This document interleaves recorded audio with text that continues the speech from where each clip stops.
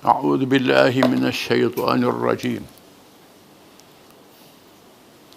ولتكن منكم أمة يدعون إلى الخير ويأمرون بالمعروف وينهون عن المنكر وأولئك هم المفلحون.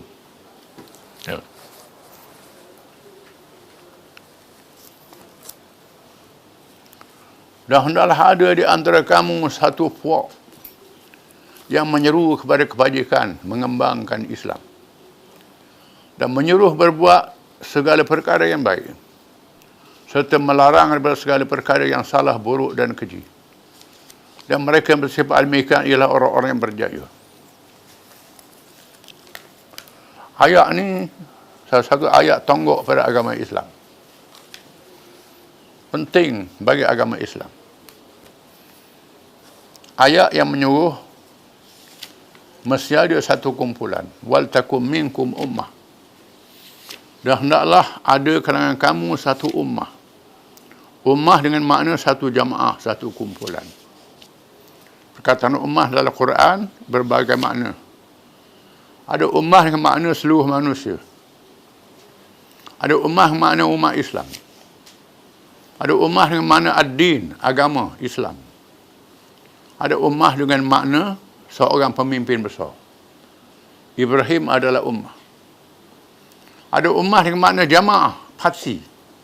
Disebut parti pada ini, parti kumpulan. Parti, jamaah, organisasi, persatuan. Wal takum minkum ummah, hendak ada daripada kamu satu ummah. Satu ummah, satu puak, satu kumpulan daripada kamu. Satu jamaah daripada kamu, disebut dengan organisasi, disebut dengan parti, disebut dengan persatuan. Satu ummah yang bersifat, disebut sifatnya, yad'una ilal khair, yang mengajak kepada kebajikan, iaitulah Islam. Mengajak manusia kepada Islam, berdakwah pada Islam. Wa ya'muruna bil ma'ruf, menyuruh kepada yang baik. Wa yanhauna 'anil munkar, mencegah kemungkaran. Wa ulaika humul muflihun, mereka itulah yang mendapat kemenangan. Menunjukkan bahawa ini fardu kifayah. Kepada orang Melayu, fardu kifayah ni banyak-banyak aja. Banyak-banyak fardu kifayah. Sekadar tu ialah. Hanya fardu kifayah yang paling besar. Mesti ada kumpulan yang menegakkan Islam. Dengan tiga sifat ini. Mengajak manusia kepada Islam yang menyeluruh. Menyuruh pada baik, mencegah kemungkaran. Menyuruh sehingga memerintah negara yang berdaulat. Memerintah negara. Disebut dalam hadis, ada peringkat dia. Man ra'a minkum munkaran falyughayyirhu biyadihi. Fa in lam yastati' fa bilisanihi. Fa in lam yastati' fa biqalbihi. Wa dhalika dha'ful iman. Sesiapa kalangan kamu yang melihat perkara mungkar, hendaklah ubah dengan tangan. Dengan tangan ni dengan kuasa lah. Dengan kuasa. Sama ada kalau ibu bapa, cegah dengan tangan. Pegang anak tu. Rotang dia ajar, dia didik dia anak tu. Pendidikan moden tak boleh rotang. Islam, suruh rotang. Muru Allahum bisalat bisab'an. Wadribuhum al-ashrin. Wa farriqu bainal madani'. Suruh anak kamu semayang bila umur 7 tahun. Umur 10 tahun tak semayang, pukul. Tak mencederakan. Dan pisah tempat tidur antara anak lelaki perempuan bila umur 10 tahun. Itu. Tiap-tiap orang, mar'a minkum.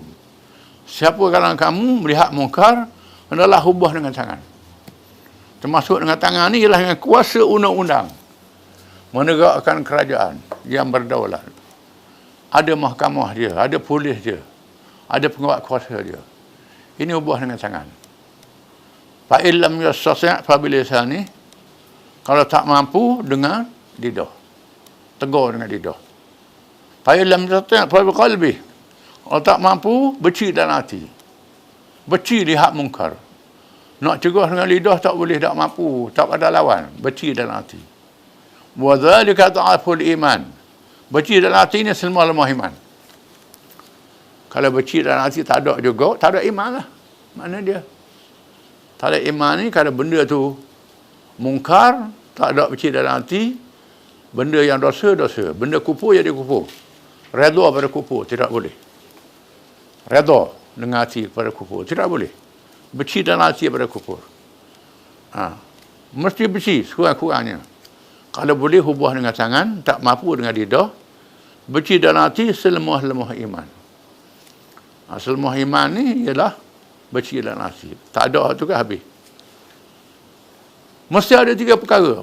Mengajak kepada al-khair, iaitu kepada Islam yang menyeluruh. Wa ya'muruna bil ma'ruf, suruh yang baik, wa yanhauna 'anil munkar, mencegah kemungkaran. Ini 3 sifat. Kalau ada jamaah tu suruh yang baik, ya, amal nahi munkar tak ada. Ni tak cukup. Macam ambil semayang, basuh muka saja. Kaki tak basuh. Tangan tak basuh. Ada jemaah Islam ni. Dia suruh orang buat baik je. Cerah-cerah muka tak boleh gaduh dengan orang. Jangan bergaduh dengan orang lok je. Itu tak boleh.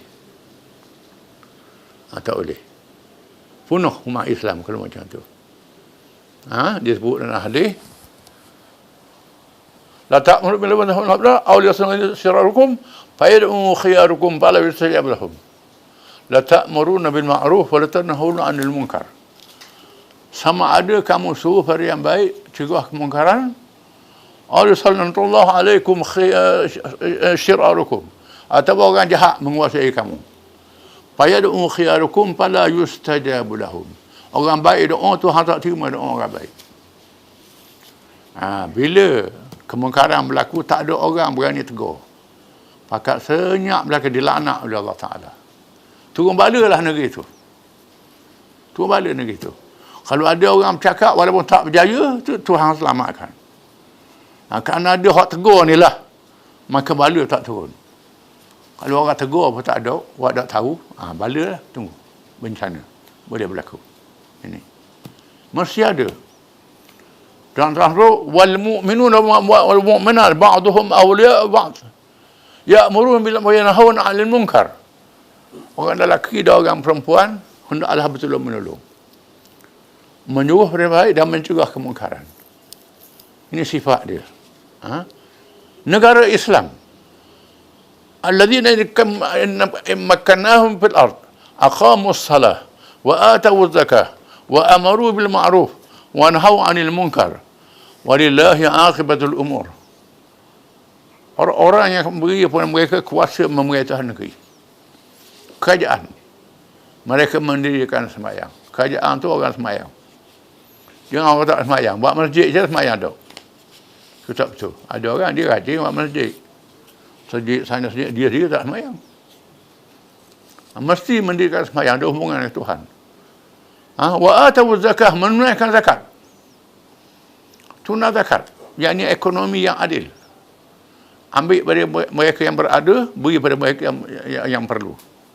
Mesti ada ekonomi yang adil. Wa amaru bil ma'ruf wa nahaw 'anil munkar. Suruh pada yang baik, cegah kemungkaran. Ini sifat negara Islam. Yang baik dia suruh, yang munkar dia cegah. Kalau yang baik dia suruh, yang munkar tak dia cegah, ini tak memenuhi sifat sebuah negara Islam. Jadi amal ma'ruf ni sangat penting. Hendaklah ada kalangan kamu satu puak. Sekurang-kurangnya ada kalangan kamu. Nabi kata akan ada kalangan umat aku sehingga hari kiamat. Kumpulan yang menegakkan amal munkar ni akan ada sehingga hari kiamat, tak habis. Bila nak berlaku kiamat, tak ada orang ni. Walaupun kena marah, walaupun orang benci, tak apa, boleh pahala. Boleh pahala. Akan tiba masanya orang berpegang dengan agama macam pegang bara api. Pahala sangat besar. Masa kita kuat agama ni, orang benci. Pahala sangat besar dari Allah Ta'ala. Jadi kalau ada kumpulan ini, wa ulaika humul muflihun. Mereka itulah yang akan mendapat kemenangan. Kemenangan dunia dan kemenangan di hari akhirat. Dua kemenangan. Berjaya dunia, selamat daripada wabak bencana, selamat daripada kejahatan. Kalau ada kejahatan pun, dia boleh pahala orang ni, boleh pahala. Dalam kebaikan selalu. hari akhirat lebih-lebih lagi mendapat kebaikan. Mereka lah mendapat kemenangan dunia dan akhirat. Kena ada kumpulan. Dan kita kena hidup kumpulan. Nabi kata, talzamu jama'atal muslimin wa imamahum. Kamu kena ikut kumpulan orang Islam dan pemimpin mereka. Huzaifah bin Yaman radhiyallahu anhu tanya Nabi Rasulullah dalam hadis yang panjang, baca terjemahan dia. Lepas kata Rasulullah, kita dulu dalam keadaan yang jahat, jahiliah. Mari Islam. Adakah lepas pada Islam ni ada mari keburukan? Nabi kata, ya ada. Ada keburukan. Kamu cegah dia, kamu halang dia, kamu tu dia. Lepas keburukan ni ada pula kebaikan. Ada, tapi ada keruh. Ada keruh. Kebaikan tu ada, tapi lemah, tak macam dulu. Akan ada. Lepas tu ada kejahatan. Ya. Nabi kata, du'atun ala abwab jahannam. Penyeru-penyeru ke arah neraka jahannam. Akan muncul orang yang duduk, ajak orang masuk neraka. Wahai Rasulullah, kalau berlaku demikian, kami nak buat macam mana? Kalau berlakulah ada puak-puak yang menyeru pada kejahatan ni, Nabi kata, talzamu jama'atal muslimin wa imamahum. Kamu kena ikut kumpulan Islam dan pemimpin dia. Selagi ada kumpulan Islam, selagi ada pemimpin dia, kamu ikut. Nabi kata. Daripada Rasulullah, kalau kumpulan Islam tak ada, pemimpin tak ada, macam mana? Tak ada, tinggal saya seorang. Nabi kata, kamu tinggal semuanya. Walaupun kamu terpaksa makan gigi umbi kayu, tak ada makanan. Nak panjat pokok, tak urut.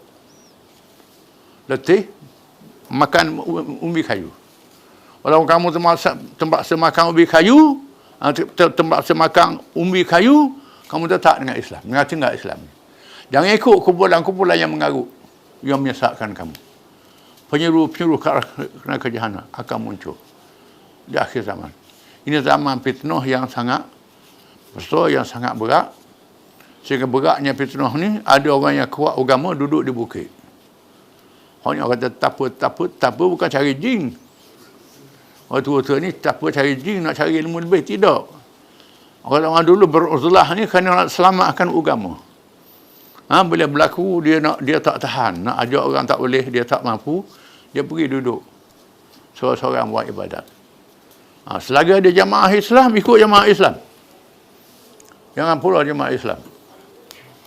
Pernah seorang sahabat, dia tak boleh ikut jamaah Islam. Sahabat ni dia musafir tengah padang pasir, berjumpa dengan mata air. Curung, air yang jernih.